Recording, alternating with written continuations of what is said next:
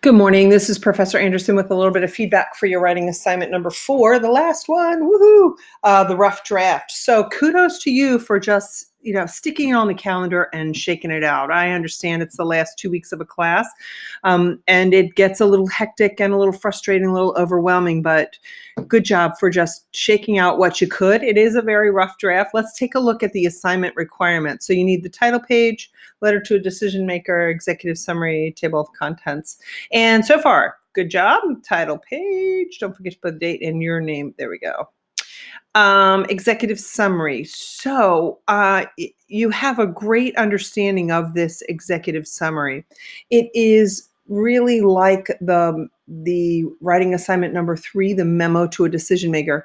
When you think about that, let me pull up this writing sample here. I'm sorry for scrolling around here, but when you think about it, an executive summary is here's the problem, here's the research, here are the recommendations, and that's really what the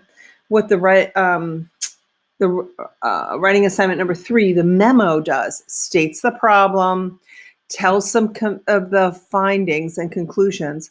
You want to make sure that you show, primary research or secondary research scholars in the area show this, and research within our business or our corporation or our hospital have correlated the information, agree with this. So you just want to make sure that those findings and conclusions that's the data that you've collected in a very short form.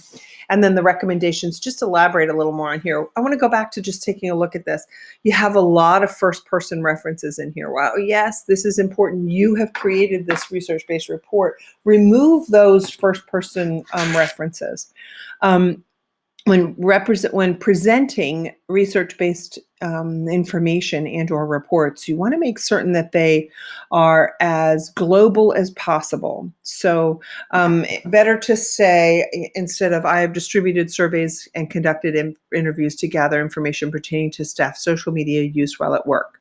Instead, say surveys surveys were distributed and interviews conducted with staff at the I don't know, I can't remember what hospital you were at, or, at the such and such place.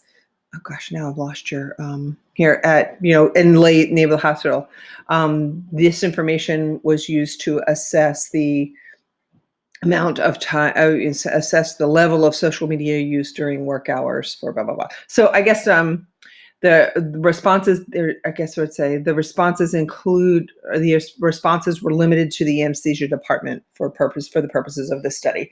Again, just a way to eliminate that first person reference, because the more global that you can present the information, the more impactful it will be. And the reason for that is, while I know you put a lot of time and effort into this, everyone does, with the research papers.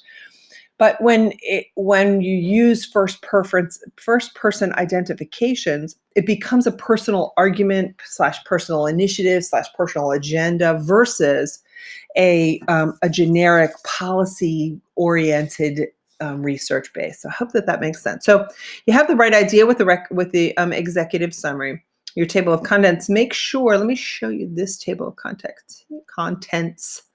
My goodness, I can't speak this morning. Oh, hold on. Do you notice? I'm so sorry. I hope I'm not making you seasick there.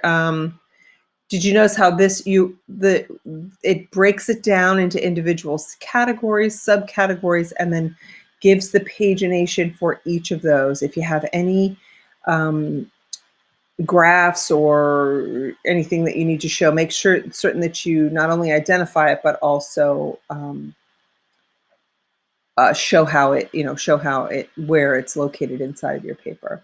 And yes, I think you have the idea down, that whole body of here again, just remove those first person areas, first person's voice, and change it to a more generic. And I look forward to reading your next rough draft. Before you turn in the final paper, go ahead and send me an example of your more completed rough draft, and then shoot me a quick email to say, hey, look, I've uploaded another rough draft. Can you offer me some feedback? Because I would be happy to do so.